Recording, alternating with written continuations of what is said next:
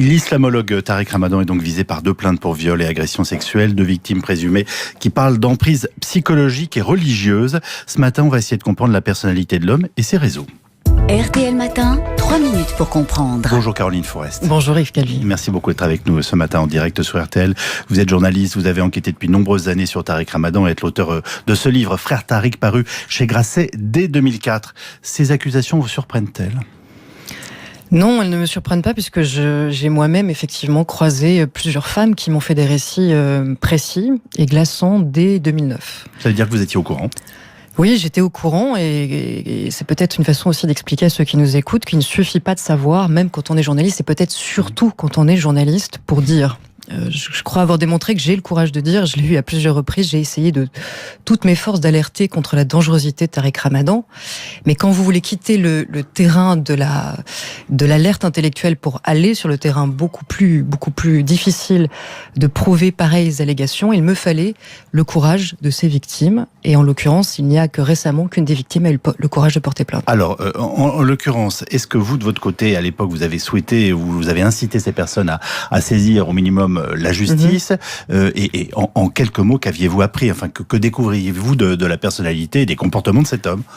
Bon, je savais quand même que la personnalité de Tariq Ramadan était double, ça je le savais depuis très longtemps puisque j'avais suffisamment travaillé pour pouvoir le découvrir. Je ne savais pas, je n'imaginais pas que cette duplicité pouvait prendre des formes aussi violentes. Donc quand j'ai rencontré, à un moment donné, on était même avec 3 des femmes qui ont croisé Tariq Ramadan dans des conditions très intimes. L'une d'elles, ce qu'elle m'a raconté, relevait clairement de la justice, et je l'ai présentée à un juge pour qu'elle puisse éventuellement porter plainte. Mais ensuite, cette personne a été extrêmement clairement intimidée et menacée, et m'a fait savoir qu'elle ne pouvait pas, qu'elle ne se sentait pas d'aller au bout. Et moi, en conscience, je ne pouvais pas pousser quelqu'un à marcher sur ce chemin sans en avoir la force, parce que je sais ce que ça coûte de s'opposer en plus à Tariq Ramadan. Alors ça pose 2 questions, celle de l'emprise psychologique qui a des aspects quasi sectaires, et ensuite je pense aussi à beaucoup de ceux qui nous écoutent et qui sans doute ne comprennent pas pourquoi ces femmes n'ont pas porté plainte, et évidemment ces 2 questions sont liées. Alors, il faut que les gens déjà réalisent que, en général, quand vous êtes victime d'une agression sexuelle, et puis souvent c'est très compliqué parce qu'il y a des agressions soudaines, mais il y a aussi le fait que vous avez peut-être donné un consentement à une forme de séduction que vous ne vous attendiez pas, une fois que la porte de la chambre se ferme, à être traité de cette façon. La séduction n'inclut pas le viol. Voilà, exactement. Donc c'est des choses très compliquées ensuite à démontrer devant un tribunal, et la plupart des victimes de ces agressions, de violences, ne portent pas plainte parce qu'elles savent qu'elles finiront, leur parole sera mise en doute. C'est elles généralement qu'on va finir par accuser à un moment donné. Mais quand vous êtes dans le cas de Tariq Ramadan, vous savez que en plus vous avez tout son réseau. C'est pas n'importe quoi le réseau qui est derrière Tariq Ramadan, c'est celui des frères musulmans. C'est l'un des plus redoutables qui soit dans l'islam politique. Ces femmes-là souvent étaient soit converties, soit religieuses et croyantes. Vous imaginez tout ce qu'il fallait qu'elles affrontent pour pouvoir parler contre celui qui est le gourou absolu de beaucoup d'islamistes peu sympathiques. Alors ce réseau dont vous venez de nous parler, est-ce que de fait il le protège aujourd'hui, et est-ce que c'est bien lui qui notamment active ces procès en antisémitisme auxquels on a eu le droit immédiatement ? Écoutez, alors en tout cas, c'est de longue date, mais Oui, non, mais moi ça fait déjà 15 ans que je me fais traiter d'islamophobe, de tous les noms. Évidemment, dès que quelqu'un s'oppose à Tariq Ramadan, son public hurle au complot, alors soit au complot anti-musulman, soit au complot juif. Ou sioniste international, selon leur terminologie.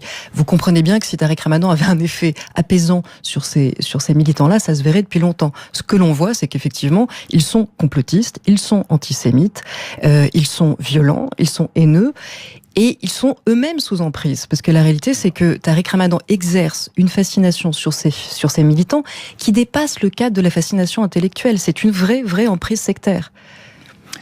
Ça inclut ces femmes qui elles-mêmes dénoncent cette emprise. Enfin, je veux dire, on comprend qu'il y a à la fois de la peur, du respect. Elles ont subi parfois des violences extrêmement importantes, et aussi certaines ont, par exemple, il y en a une qui témoigne en disant qu'elle a terminé sa nuit avec lui, c'est-à-dire qu'elle n'a pas trouvé la force de pouvoir partir. Alors, vous comprenez que c'est très impressionnant et que du coup, on peut ne pas comprendre. Celle dont on parle, qui a témoigné, en tout cas son avocat a témoigné dans Le Parisien, selon son procès verbal, il faut dire qu'elle avait un handicap à la jambe. tombe, qu'elle avait reçu un coup très violent l'empêchant de se saisir de ses béquilles et que sa béquille et ses vêtements avaient été planqués en hauteur pour qu'elle ne puisse pas s'enfuir pendant la nuit. Et que c'est qu'au petit matin qu'elle a trouvé la force de le faire.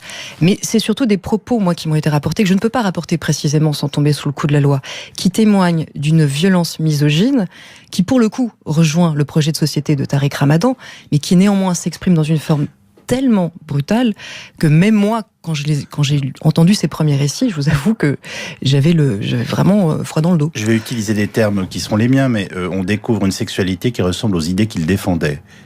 Oui, alors avec et une violence à l'encontre des femmes, oui, dans tous les sens du terme, incluant la violence physique et la haine de l'autre, c'est-à-dire la haine des femmes en l'occurrence. La haine des femmes correspond bien au projet de société défendu par Tariq Ramadan. Le fait de vouloir faire payer aussi une forme de liberté, en revanche, c'est une vraie hypocrisie. C'est que moi, j'ai quand même en tête tous les sermons. Et d'ailleurs, lorsqu'on a eu une confrontation sur France 3 en 2004, j'y ai fait une allusion que seul lui pouvait comprendre. Il tient des discours sur la sexualité d'un très grand moralisme. Il dit qu'il est absolument illicite d'avoir des relations en dehors du mariage. Et bien sûr, il invite tout le monde à une très grande chasteté, mais surtout les femmes, et à un refus total de la liberté sexuelle.